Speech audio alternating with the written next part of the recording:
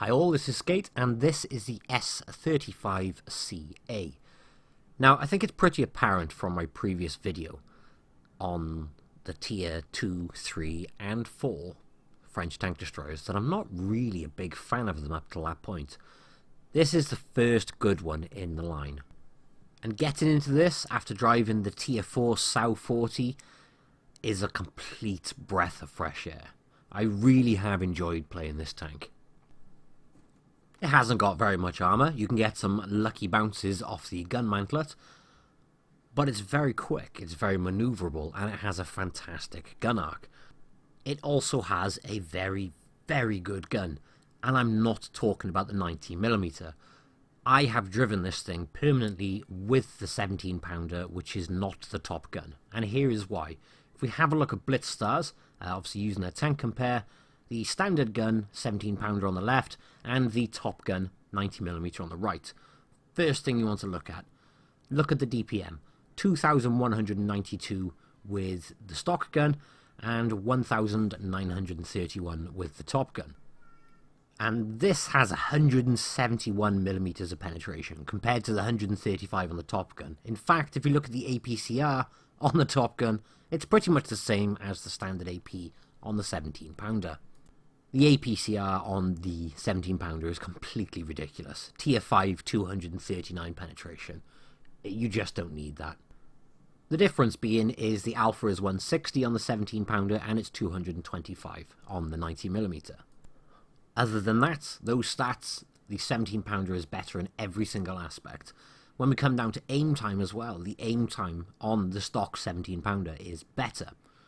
The dispersion is identical on both. In every aspect, the gun depression is the same, and so is the aiming arc. 15 degrees to the left, and a whopping 29 degrees to the right.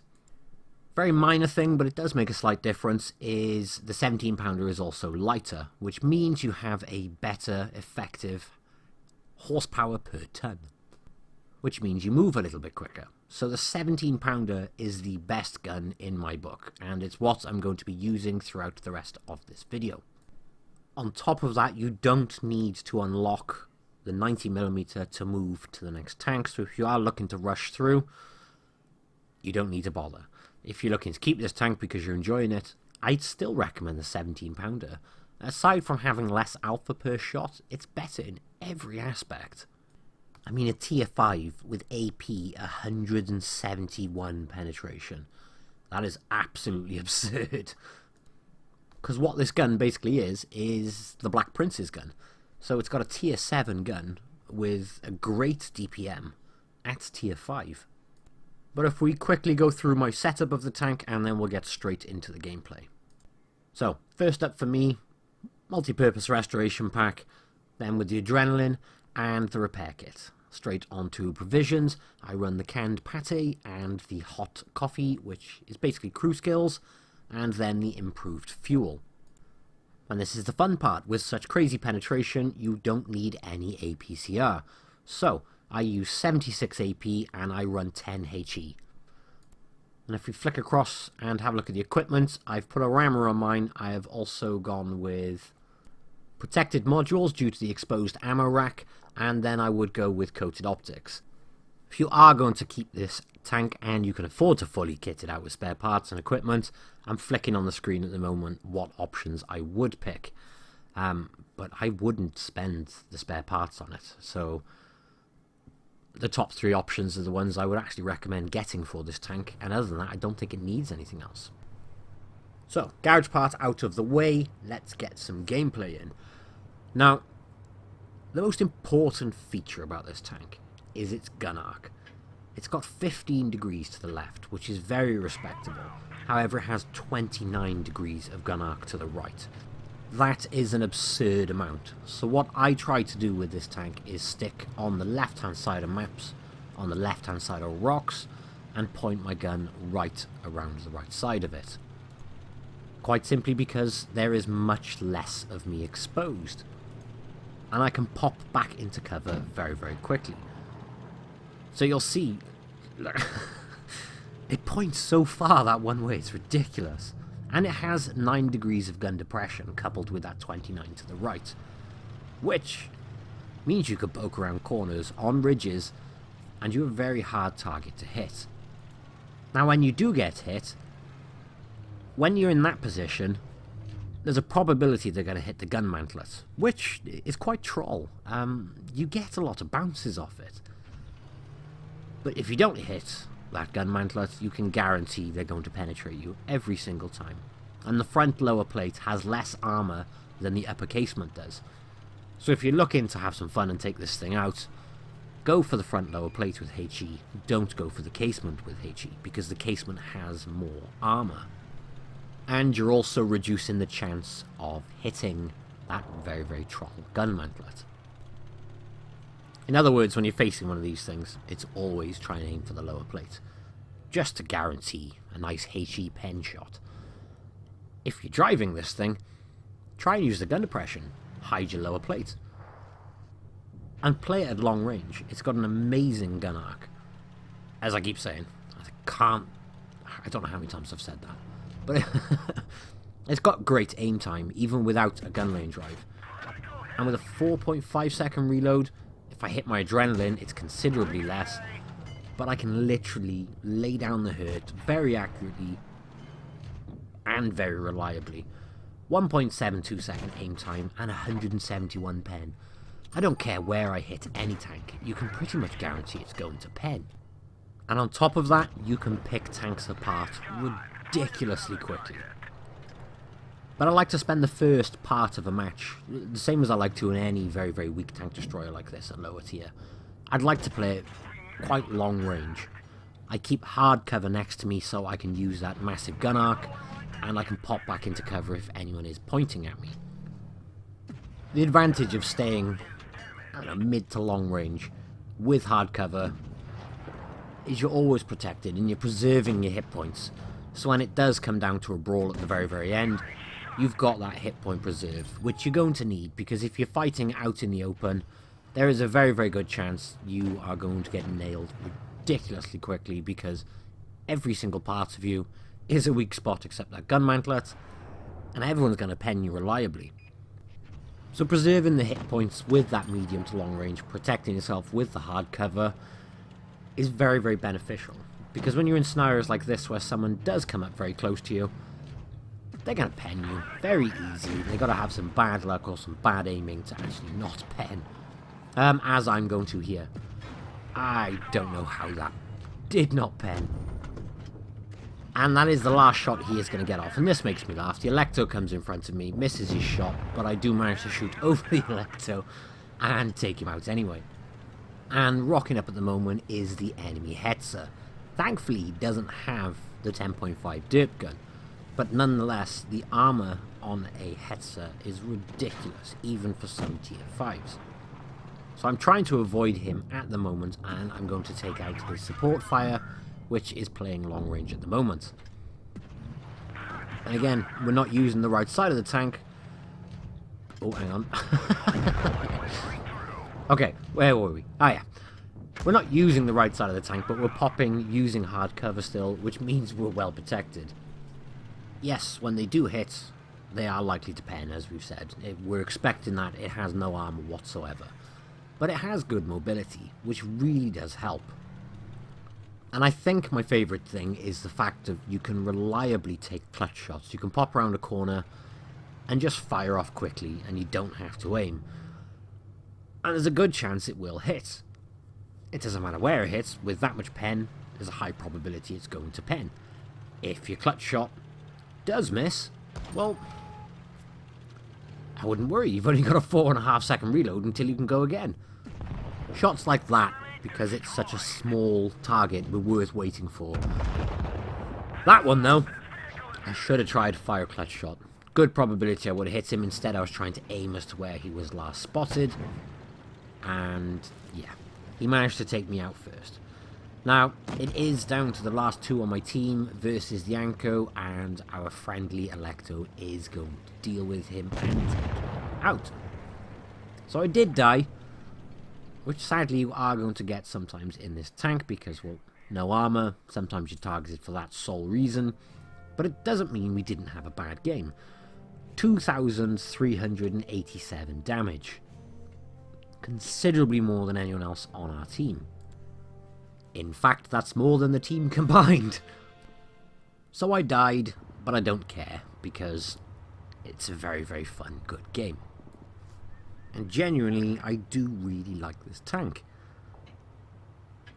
I'm probably not going to spend any spare parts on it. Well, I can't afford to spend spare parts. I don't have any. Yeah, there was some in the screen earlier, but I've spent them on one of my tier 10s, which I've been trying to save up the spare parts for. Yeah, I don't have the spare parts to spend on the tank, even if I wanted to. But it's one of those tanks which... it's got such a good gun, you don't really need to worry about spare parts. Which is nice, actually. It's refreshing, not going, it's not fully equipped and it's crap. It's good, regardless of the lack of spare parts.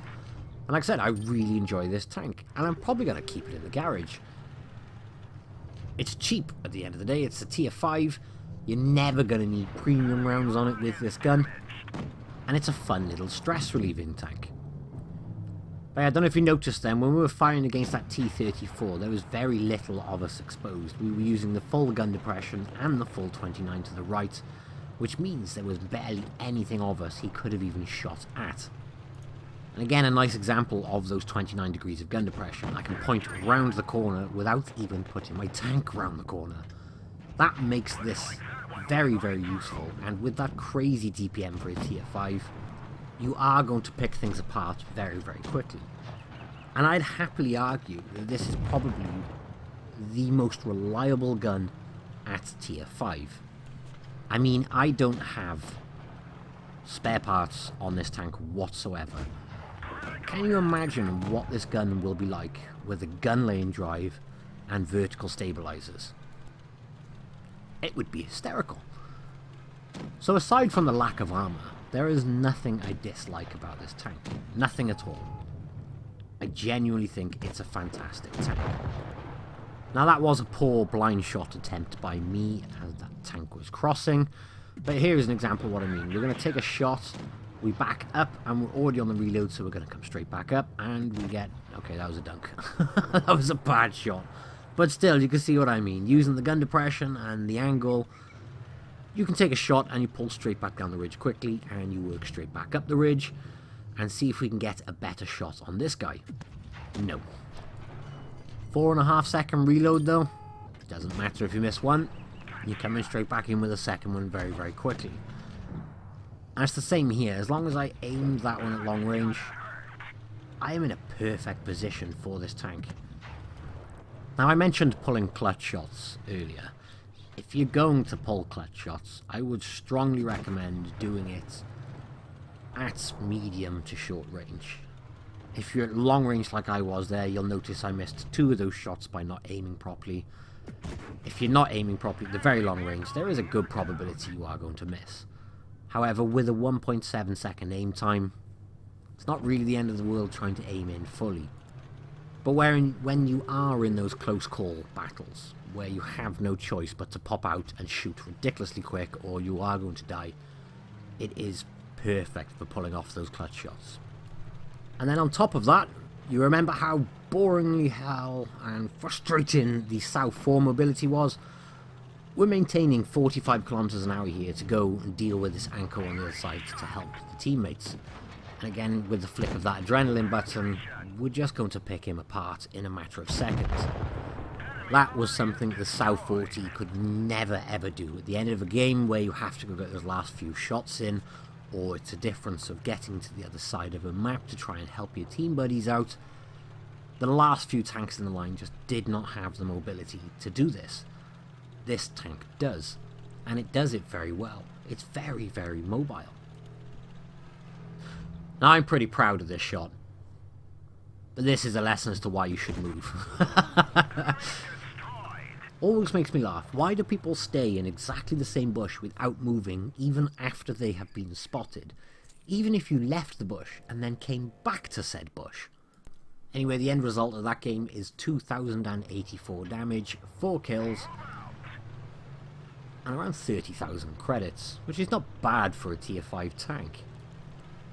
Now this last replay in the video I'm going to play a bit more aggressive than I have in the last two replays, and the reason being is because on the dunes I can take advantage of the gun depression and the gun arc and just keep popping up and down using the amazing rate of fire and great penetration to basically act like a medium tank. Now if I did this against tier 6s, the high probability I am going to get nailed. However, doing it against other tier 5s is not a bad scenario because the probability is I will out DPM them and I have the good mobility. If you're bottom tier though, I do recommend playing the long range game or the medium range game with rocks. If you're top tier, you can play a little bit more aggressively.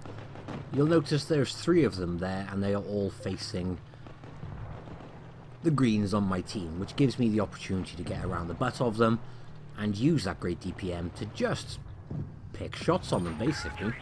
Now they are going to get some shots back on me, however I'm in a very nice spot and I've already got 2 shots into him before he's even turned around because they were busy looking at my friendlies, and his first shot on me bounced on my gun mantlet, which means I've only taken 1 shot and I've managed to take an entire red out.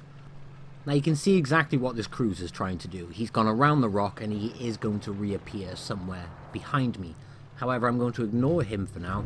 I'm going to use that good top speed and I'm going to go take out the T-28. Then we're going to go around, help our friendlies with this very low health Leo. I am going to screw my first shot up on him. Second shot though, straight in.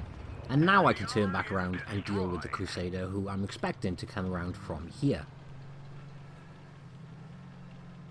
And there he is, and we get 1 shot off onto him, and because we've got the good traverse on the gun and we've got the good traverse on the tank, we can keep the gun on him and turn him around, and because we came back to the greens, we have the cover fire at the same time.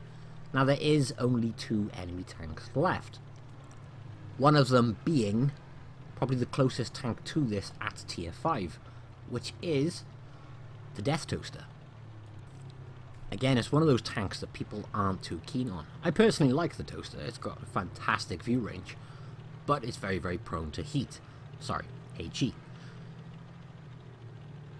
And although this thing has low penetration with the HE, it's still enough to penetrate this with the HE. But obviously I know for a fact the Death Toaster has a very nasty gun. So I'm going to drop down behind the dune, and then as I'm reloading, come back up and take another shot. Now I still have plenty of health, which is why I'm going to go straight in head first towards this last Hetzer. He is busy prioritizing looking at the greens, which means I'm on the flank again. And it's not very often you can say that with many tank destroyers, that you're sitting on the flank, but because of the mobility you can just keep driving around the flank. And I've got his track, and it's just a case of sitting here and picking him apart. And that's the end of that one. So we did get 6 kills in this game, and we played it fairly aggressively. And I did this with a lot of games where I was high tier, and it worked great. So it's a very lightly armoured tank, but it's got an amazing rate of fire with this gun, and I can't emphasise enough how good it is as an upgrade compared to the SAU 40. In all fairness, anything is a good upgrade compared to the SAU 40. But I get the feeling this will quickly become one of my favourite tier 5 tanks. Anyway, I hope you have enjoyed the video, guys. Thank you all very much for watching, and I will catch you in the next one.